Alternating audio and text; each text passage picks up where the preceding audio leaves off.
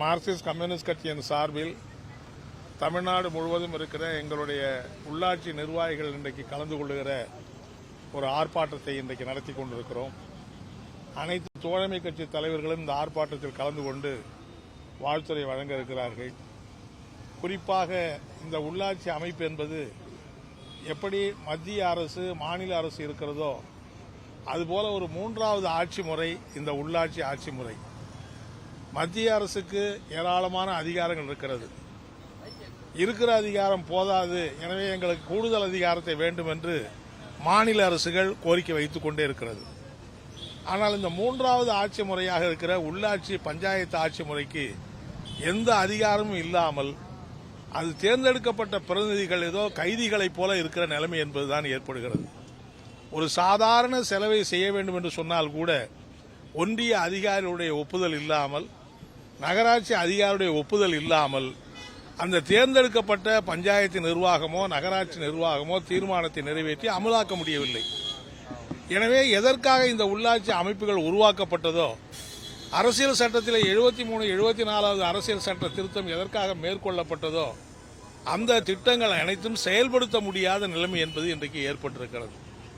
எனவேதான் தமிழக அரசிடம் இந்த உள்ளாட்சி அமைப்புகளுக்கு கூடுதலான அதிகாரங்களை வழங்கிட வேண்டும். உள்ளாட்சி அதிகாரங்கள் திரும்ப திரும்ப அதிகாரிகளுடைய கட்டுப்பாட்டுக்குள்ளேயே செயல்படுகிற ஏதோ ஒரு பணைய கைதிகளை இருப்பது போன்று இருக்கிற இந்த நிலைமை மாற்றப்பட வேண்டும் என்கிற நோக்கத்திலேதான் இன்றைக்கு கூடுதலான அதிகாரங்களை வழங்க வேண்டும் என்று இன்றைக்கு இந்த கோரிக்கை வைத்திருக்கிறோம். உள்ளாட்சிகளுக்கு வரக்கூடிய அதிகார நிதியிலே மாநில அரசு இந்த உள்ளாட்சிகளுக்கு கூடுதலான நிதியை ஒதுக்க வேண்டும். அதாவது நிதிக்குழு என்பது அமைக்கப்பட்டு ஆண்டுக்கு 0.5%, 1% கூட உயர்த்துகிற நிலைமை என்பது இல்லாத நிலைமை என்பதுதான் ஏற்படுகிறது. எனவே உள்ளாட்சி அமைப்புகளுக்கு ஒரு மாநில அரசனுடைய வருமானத்திலே 1/3 பகுதி நிதியை இதற்கு ஒதுக்க வேண்டும் என்று இந்த கோரிக்கை வைக்கிறோம். ஏனென்றால் உள்ளாட்சி நிர்வாகங்கள் தான் நாட்டில் இருக்கிற எல்லா விதமான செலவுகளையும் மேற்கொள்ள வேண்டியிருக்கிறது. சாலையாக இருக்கட்டும், குடிநீராக இருக்கட்டும், சுகாதாரமாக இருக்கட்டும், மருத்துவமாக இருக்கட்டும், இன்னும் சொல்ல போனால் கல்வி உள்ளிட்ட எல்லா விதமான அடிப்படை தேவைகளையும் உள்ளாட்சி அமைப்புகள் மூலமாகவே செய்ய முடியும். அப்படி செய்தால் அது மக்களுக்கு நேரடியான பலன் தரக்கூடிய அமைப்பாக அது மாறும். அது இல்லாமல் உள்ளாட்சி அமைப்புகளை பட்டினி போட்டுவிட்டு மாவட்ட நிர்வாகங்களே மாவட்ட அதிகாரிகளே எல்லாத்தையும் செயல்படுத்துவதனால் அதிலே பல முறைகேடுகளும் முறையான பலன்கள் மக்களுக்கு கிடைக்காத நிலைமை என்பது ஏற்படுகிறது. அதே மாதிரி இப்ப தமிழ்நாட்டில் நீங்க பாத்தீங்கன்னா பல ஊராட்சிகள் பல பேரூராட்சிகளை இணைத்து பெரிய பெரிய மாநகராட்சிகள் உருவாக்கப்படுகிறது. ஊராட்சிகளை மாநகராட்சியோடு இணைக்கப்படுகிற காரணத்தினால் அந்த ஊராட்சிக்கு இருக்கக்கூடிய பலவிதமான சலுகைகளும் உரிமைகளும் பறிக்கப்படுகிறது. ஏற்கனவே மத்திய அரசு 100 நாள் வேலை திட்டத்தை ஒழித்து கட்டுவது என்பது செயல்படுகிறார்கள். இப்ப ஊராட்சிகள் எல்லாம் பேரூராட்சிகளோட மாநகராட்சி நகராட்சிகளோடு இணைக்கப்படுகிற காரணத்தினால் அந்த 100 நாள் வேலை திட்டம் என்பதும் கிட்டத்தட்ட ஒரு அந்த செயல்படுத்த முடியாத நிலைமை என்பது ஏற்படுகிறது.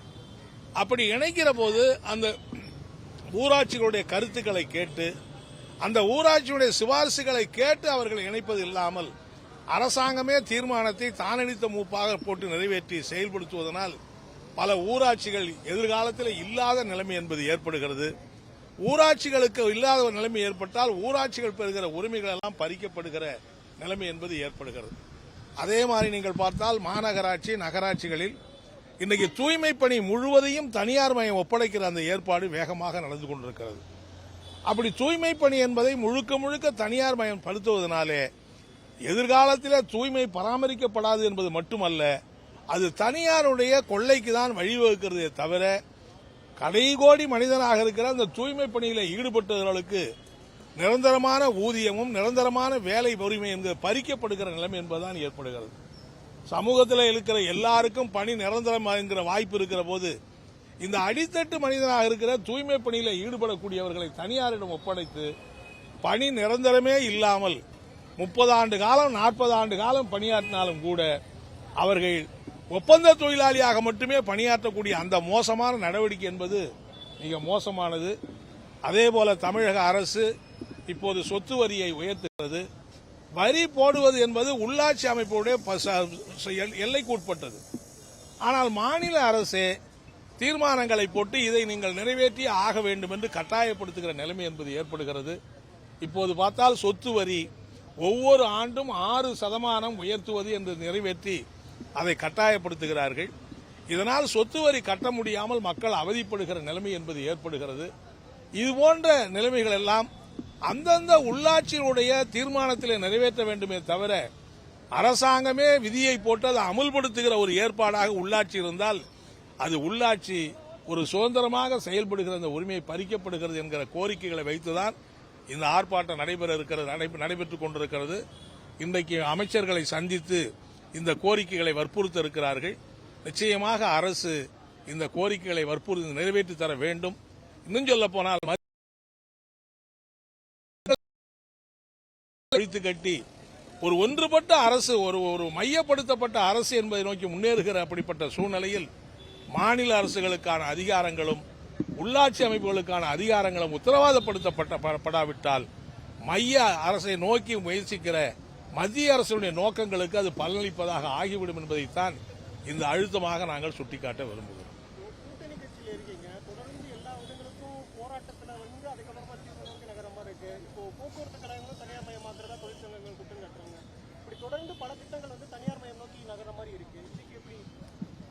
இல்ல, அதாவது கூட்டணி மதசார்பற்ற முற்போக்கு கூட்டணி, இந்தியா கூட்டணி என்று ஒரு இருக்கிறதுனாலேயே தமிழ்நாட்டில் இருக்கிறது கூட்டணி அரசு அல்ல.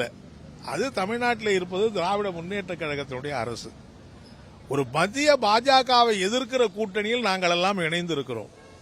இருந்தாலும் எங்களுடைய ஆதரவோடு இந்த அரசு அமைந்திருக்கிறது. அந்த அரசு திராவிட முன்னேற்ற கழக கூட்டு ஆட்சி என்கிற போது அவள் எடுக்கிற பல நல்ல நடவடிக்கைகளை நாங்கள் வரவேற்கிறோம்.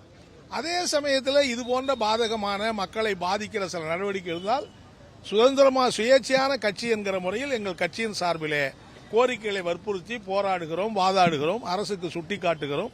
நிச்சயமாக அதை வற்புறுத்துகிற கடமை எங்களுக்கு உண்டு, உரிமை எங்களுக்கு உண்டு என்பதை நான் தெரிவிச்சுக்க விரும்புகிறேன்.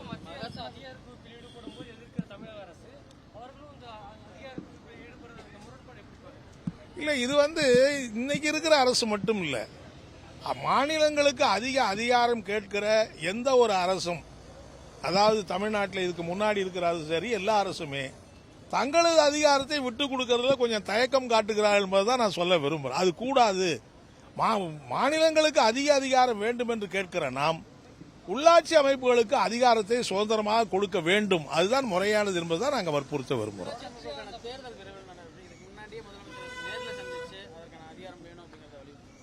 நிச்சயமா நாங்கள் சட்டமன்றத்தில் வற்புறுத்தி இருக்கிறோம். ஏற்கனவே மனுக்கள் கொடுத்திருக்கிறோம்.